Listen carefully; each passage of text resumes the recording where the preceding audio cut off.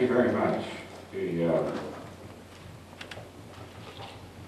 road of high humility is not often bothered by heavy traffic in Washington, but it is somewhat humbling here to be here, to be privileged to visit with you, and thank you for that very nice introduction.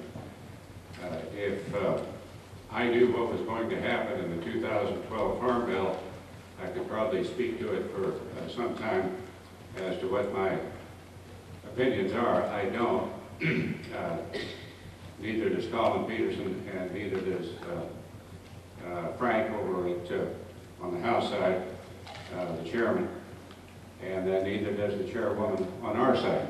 And we have made a pitch to leadership, if that's not an oxymoron, to indicate that once we get a number from whomever is dealing out the numbers, it would be very propitious, it seems to me, to give those numbers to the authorizing committees, i.e. the sometimes powerful House Agriculture Committee, which I chaired some years ago, and then the always powerful Senate Ag Committee, and let us do the policy work, not only the numbers, but how the numbers affect the policy.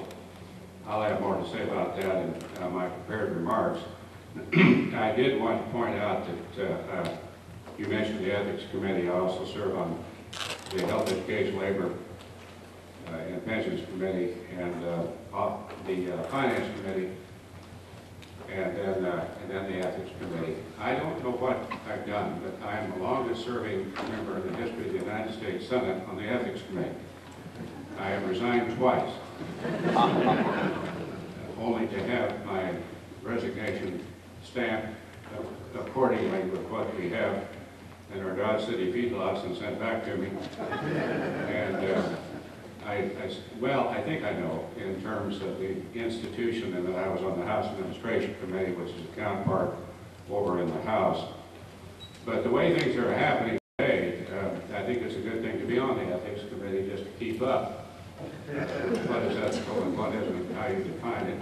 And I would define that as very difficult, almost as difficult as the 2012 Farm Bill.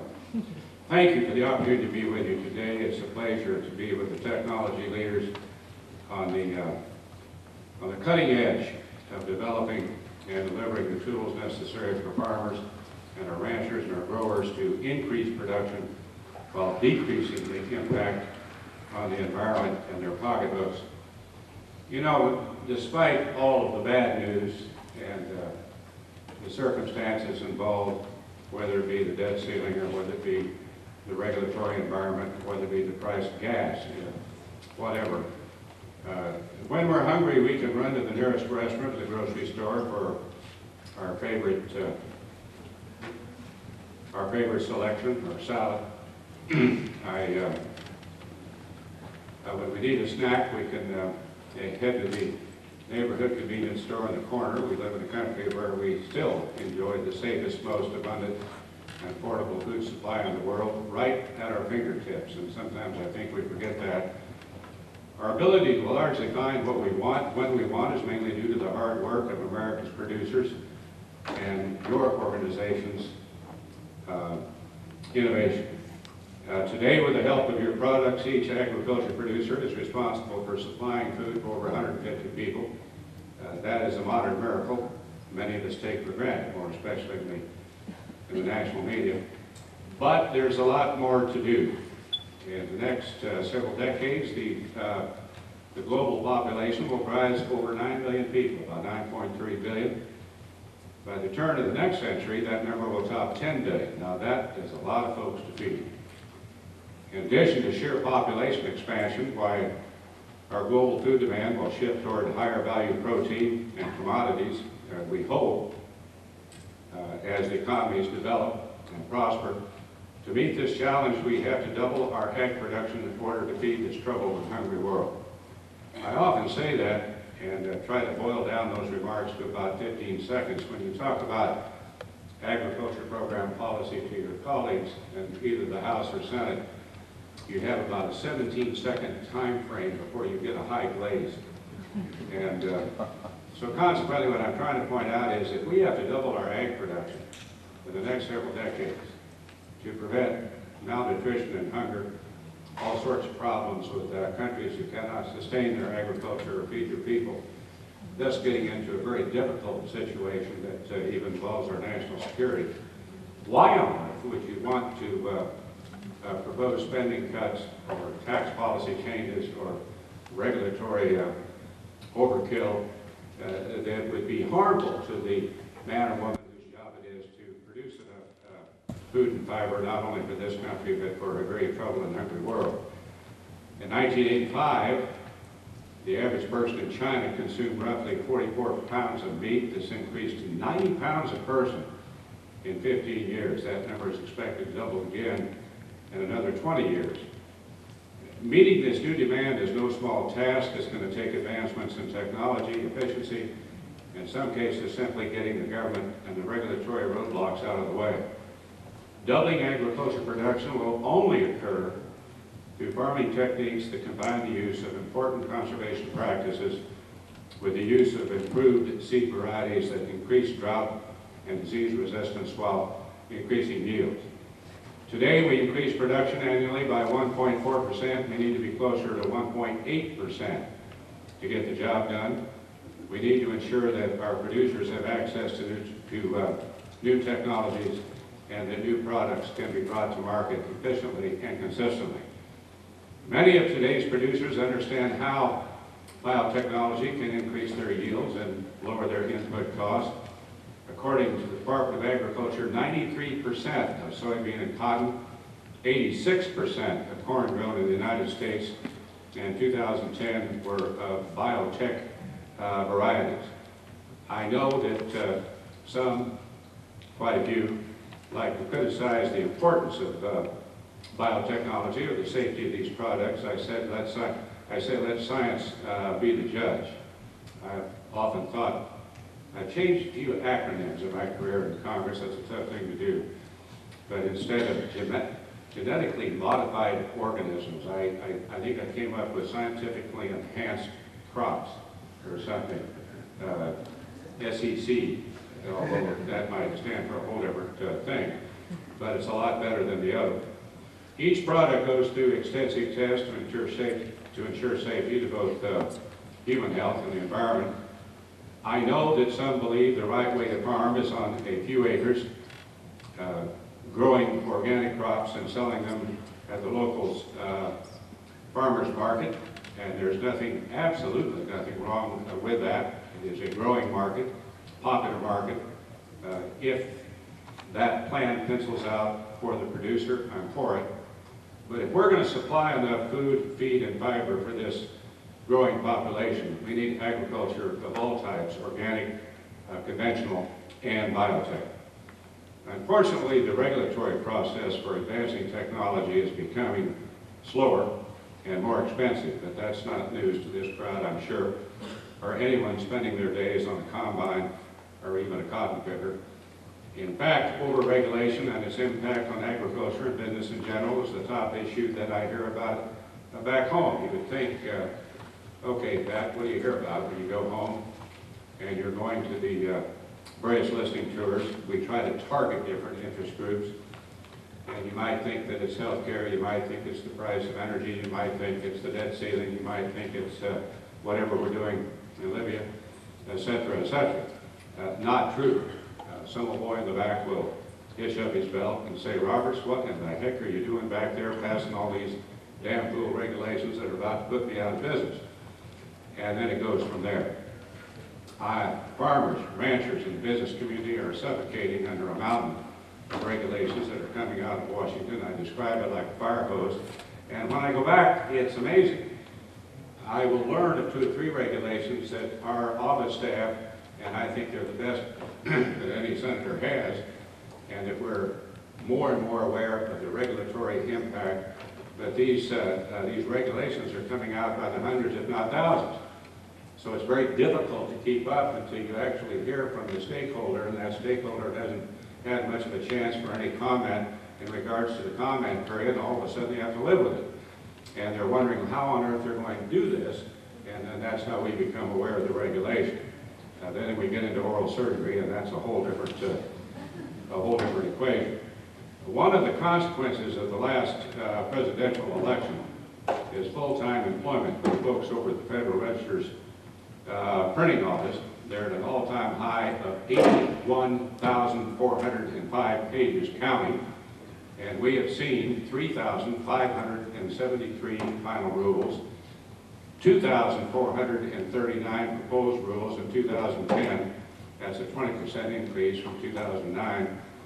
Of the 4,225 rules currently in the regulatory pipeline, 224 will cause at least $100 million in economic impact. That is why I have introduced something called the Regulatory Responsibility for Our Economy Act.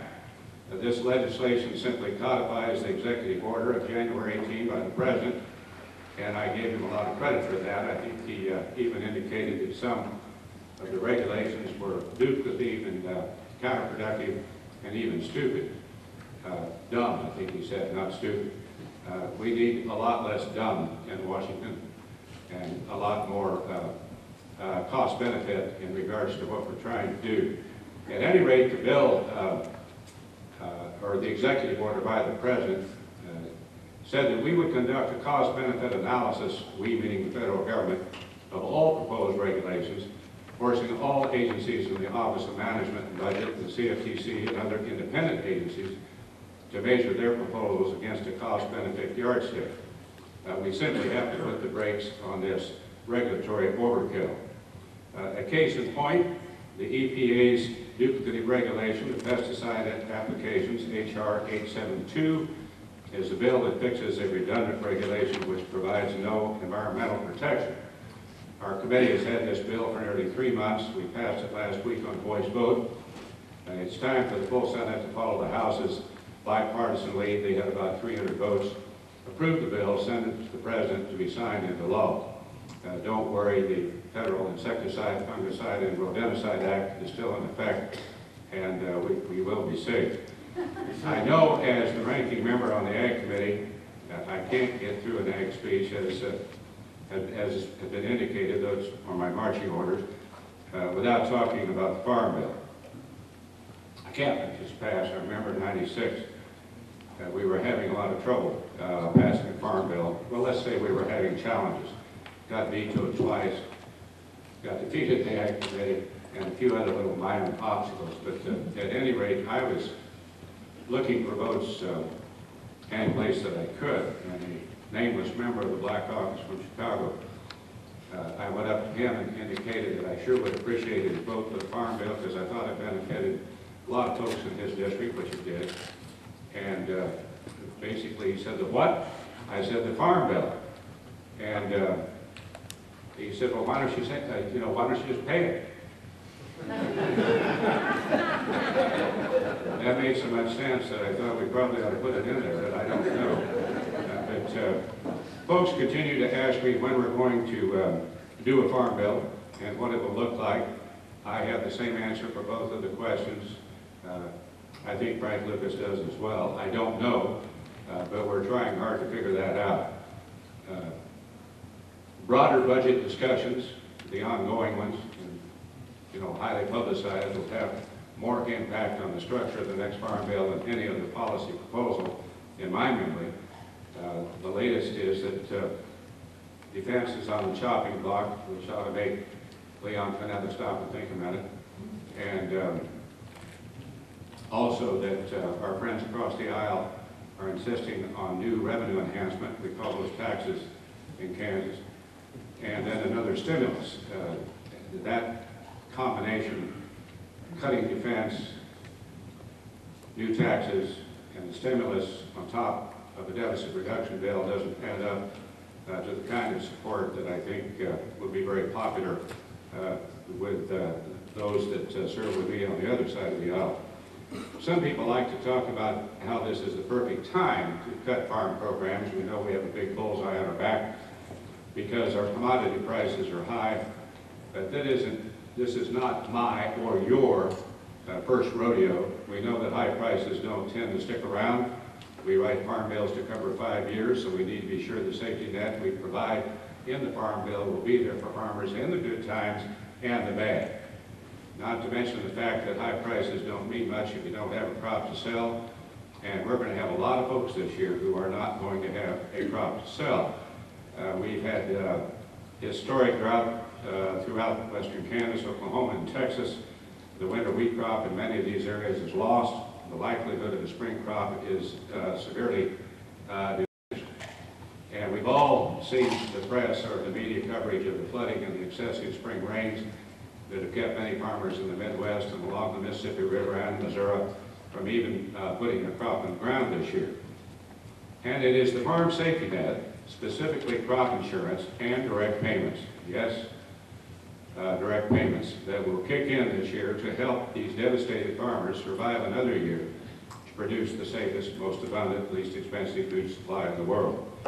That is why myself and also Chairman Lucas and others have asked those involved in the broader budget discussions to let the agriculture committees with the knowledge and experience base to set the policies that lead to responsible spending reductions and strike a balance between the needs of our producers and taxpayers.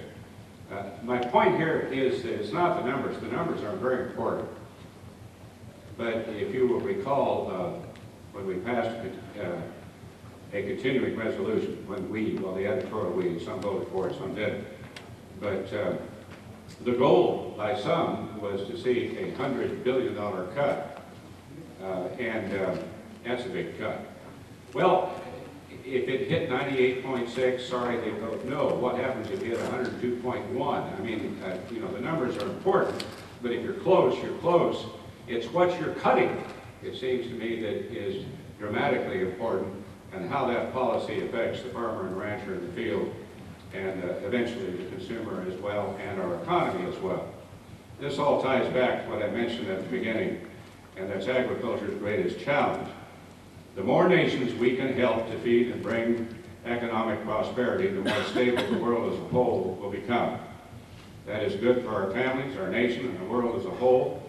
We can only do that through common sense policies based on sound science that will allow our producers to do what they need to get the job done. This is a moral imperative. It is also a matter of national security. A well-fed world is a much safer, stable place than a hungry world. A well-fed world leads to stability, economic growth, and peace. Hunger and malnutrition, on the other hand, lead to discontent, instability, extremism, and yes, even terror.